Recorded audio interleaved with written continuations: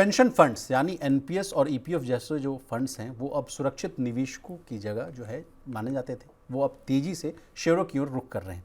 सितंबर 2025 तक के 3 महीनों में इन फंड्स ने रिकॉर्ड 37,409 करोड़ का इन्वेस्टमेंट किया, जो अब तक का सबसे जो है उच्चतम स्तर है। प्रवीण सर, इतनी बड़ी बढ़त क्यों देखने को मिली और ये पूरा मामला है क्या?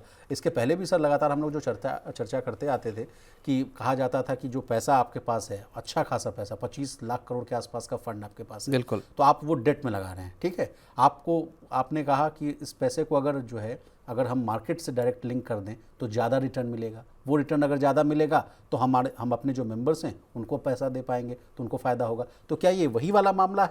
नहीं, देखिए, ये एनपीएस का डेटा है, जो एनपीएस न्यू पेंशन सिस्टम का डेटा है, जिसमें ये बात आ रही है कि ये 34,000 करोड़ रुपए से ज़्यादा का इन्वेस्टमेंट इक्विटीज़ में पिछले 3 महीने में, सितंबर में ख़त्म हुए 3 महीने के दौरान इन फंड्स ने शेयर बाजारों में किया है जी। ये जो आंकड़ा है, ये माना जा रहा है कि 2016 के बाद से सबसे बड़ा आंकड़ा है किसी भी 3 महीने में शेयर बाजारों में पेंशन फंड्स का इन्वेस्टमेंट को लेके। ठीक है। अब इसमें प्राइवेट जो पेंशन हैं, पेंशन फंड हैं, वो इसमें एक तरह से शामिल नहीं है। एनपीएस का ही ये एक तरह का डेटा है। सितंबर 2024 वाली जो तिमाही थी, जो सितंबर 2024 में खत्म हुई, उसमें केवल और केवल 4,500 करोड़ रुपए के आसपास इन फंड्स ने लगाए थे। जी। अब 4,500 करोड़ से 34,000 करोड़ रुपए का अगर फंड आया है बाजार में जी। तो इसके पीछे कुछ बड़े मकसद और बड़े इसके मायने निकाले जा सकते हैं। विशाल जी।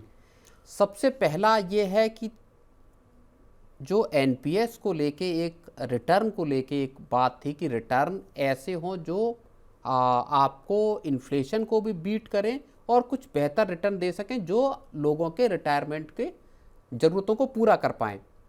तो मुझे लगता है कि एक बड़ा मकसद वो है, और एनपीएस को लेके पूरी की पूरी जो एक अप्रोच है वो हाल के वक्त में बदलती हुई भी दिखाई दी है, जहां नए ऑप्शंस मिल रहे हैं, इन्फ्लेशन लिंक्ड आपको प्लान देने की कोशिश की जा रही है।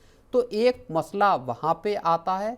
दूसरा मसला ये आता है कि मार्केट्स की वैल्यूएशन को लेके भी कुछ संभवतः ऐसा लग रहा है जो फंड मैनेजर्स हैं कि यहाँ अभी थोड़े मौके मौजूद हैं। जी। अब लेकिन प्रवीण सर, कहा जा रहा है कि पहले फंड्स को जो है शेयर बाजार में ज़्यादा से ज़्यादा 15% तक का जो है निवेश करने की जो है अनुमति थी, लेकिन अप्रैल 2025 से इसे बढ़ाकर 25% भी किया गया। तो क्या ये भी एक बहुत बड़ा फैक्टर है? बिल्कुल, हाथ खुले हुए हैं और सरकार भी चाहती है कि आप अधिक, देखिए सरकार की एक कोशिश है, और हमने जब कुछ वक्त पहले भी एक एनपीएस को लेके एक स्टोरी की थी जिसमें हमने ये बताया था कि कैसे एनपीएस के सब्सक्राइबर्स की तादाद जो न्यू एडिशंस हैं वो साल दर साल आधार पे कम हो रहे हैं जी।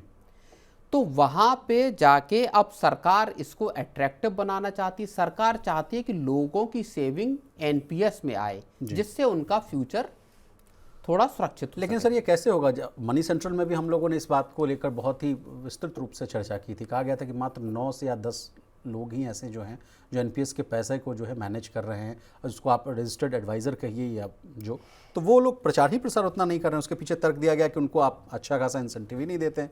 नहीं, इसी वजह से सरकार, अब देखिए, जितना फॉर्मल सेक्टर के लोग हैं, फॉर्मल सेक्टर में जो काम करने वाले लोग हैं, जिनका पीएफ कटता है, पीएफ मेंबर्स हो गए, उनमें से बड़ी तादाद ऐसी है जो इसके साथ एनपीएस के साथ जुड़ी हुई है। दूसरी बात यह कि नौकरियों का फॉर्मलाइजेशन करने की सरकार की एक बड़ी कोशिश भी है, और इसीलिए एनपीएस का दायरा बढ़ाकर उसमें न्यू एडिशंस बढ़ाने की सरकार की कोशिश है। सरकार चाहती है कि लोगों के रिटायरमेंट को एनपीएस के मार्फत सिक्योर किया जाए। अब बाधा सबसे बड़ी क्या आती है कि लोगों को पिछले कुछ वक्त में म्यूचुअल फंड्स ज़्यादा ल्यूक्रेटिव नज़र आए हैं, ज़्यादा अच्छे रिटर्न मिले हैं साल दर साल आधार पे, तो लोगों को लगा कि अगर मुझको रिटायरमेंट के लिए ही प्लानिंग करनी है, पेंशन को लेके प्लानिंग करनी है, तो मैं खुद ही अपना पैसा म्यूचुअल फंड में डाल लूँगा, अभी एसआईपी करूँगा, उसको एसडब्ल्यूपी में तब्दील कर दूंगा, धीरे धीरे मुझे हर महीने पैसा मिलता रहेगा, एक बड़ा कॉर्पस भी खड़ा हो जाएगा, मैं पैसा किसी को क्यों दूँ। जी।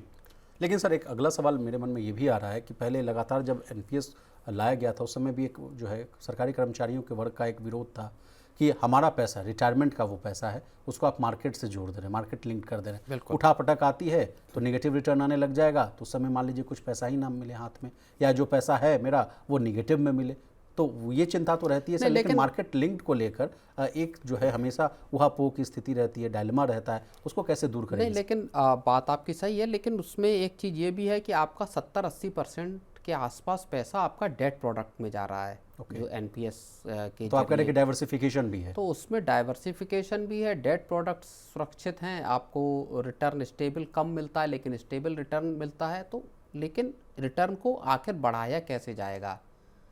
6 या 7% का अगर एफडी पे रिटर्न है और उसी के आसपास अगर इन्फ्लेशन का रेट है, उसी के आसपास निफ्टी का 1 साल का चार्ट का भी रिटर्न है सर। बिल्कुल। तो अब अगर आपको रिटायरमेंट के वक्त अगर हर महीने ज़्यादा पैसे की ज़रूरत है तो वो फिर रिक्वायरमेंट पूरी कैसे होगी?